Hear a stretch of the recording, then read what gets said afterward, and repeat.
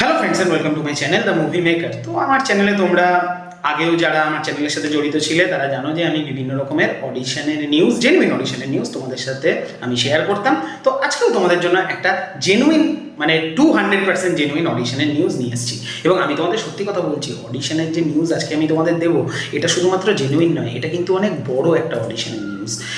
এবার এটা একটা ফিল্মের অডিশনের নিউজ, কলকাতাতেই হবে, তাই চিন্তার কিচ্ছু নেই। কলকাতার বেস্ট বা কলকাতার আশেপাশে পশ্চিমবঙ্গের যারা অ্যাক্টর অ্যাক্ট্রেস রয়েছে তাদের জন্য কিন্তু সুযোগ রয়েছে, ছেলে এবং মেয়ে উভয়ের জন্য।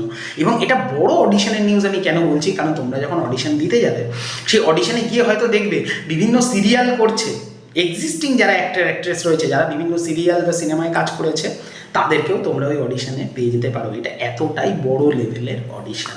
তো চলো কথা না বাড়িয়ে আজকের ভিডিও শুরু করা যাক এবং আজকে কি অডিশন নিয়ে কথা বলছি সেটা নিয়ে ঝটপট আলোচনা শুরু করি।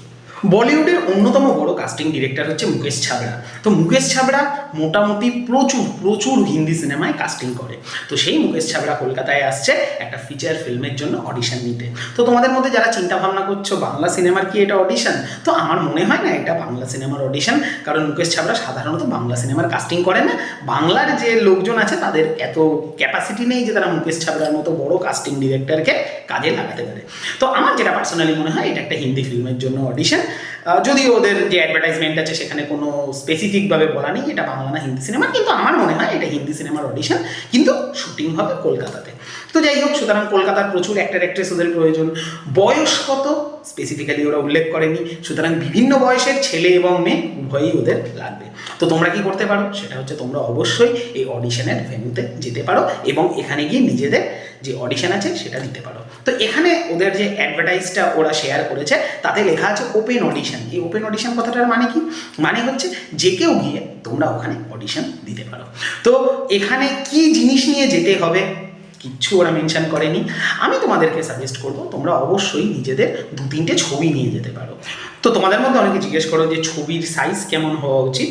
তো যে ফটোগুলো তোমরা জমা দেবে মোটামুটি ইন্ডিয়াতে, মানে অল ওভার ওয়ার্ল্ডে যেটা চলে সেটা হচ্ছে 8x10 মাপের ফটো। এটা হচ্ছে ইন্ডাস্ট্রি স্ট্যান্ডার্ড, কিন্তু ইন্ডিয়াতে 4x6, 5x7 সব রকমই কিন্তু অ্যাক্টিং অডিশনে নেওয়া হয়ে থাকে। সাধারণত ইন্ডিয়াতে 4x6 বা 5x7 কিন্তু যে কোনো রকম অডিশনে তোমাকে অ্যাকসেপ্টেড হবে। কিন্তু মাথায় রাখবে যে 3 ধরনের ছবি তোমার প্রয়োজন হয়। একটা হচ্ছে যেটাকে বলি আমরা আমাদের মুখের যে ফেসটা, একটা হচ্ছে মিড শট, মানে প্রথমে লাগে ক্লোজ আপ বা মুখের অংশটুকু সেটা কেমন, মিড শট বা বডির অর্ধেকটা, এবং পুরোটা মানে হচ্ছে ফুল লেন্থ একটা ছবি। এই 3টে প্রয়োজন এবং তার সাথে 2টো প্রোফাইলের প্রয়োজন, মানে সাইড থেকে তোমাকে কেমন দেখতে লাগছে সাইড প্রোফাইল। ইউটিউবে যাও, যে কোনো একটা ভিডিও দেখো, সেখান থেকে তুমি মোটামুটি আইডিয়া পেয়ে যাবে যে কী ধরনের ছবি তুলতে হয়। তুমি বাড়িতেও ভালো ক্যামেরাতে ছবি তুলতে পারো, তুলে প্রিন্ট করে নেবে, নিয়ে আপাতত যেতে পারো। তবে অধিকাংশ অডিশনে যেটা হয়, আজকাল ডিজিটাল সিস্টেম হয়ে গেছে, এখন আর ওই হাতে ফটো জমা নেয় না, বলা হয় একটা মেল আইডি বা কিছু দিয়ে বলে ডিজিটালি নিজের ফটো পাঠিয়ে দাও, তো এতে মোটামুটি কাজ হয়ে যায়। আর ওপেন অডিশনের ক্ষেত্রে যেটা হয় সেটা হচ্ছে যে ওখানে ওদের কাছে কিছু স্ক্রিপ্ট থাকে।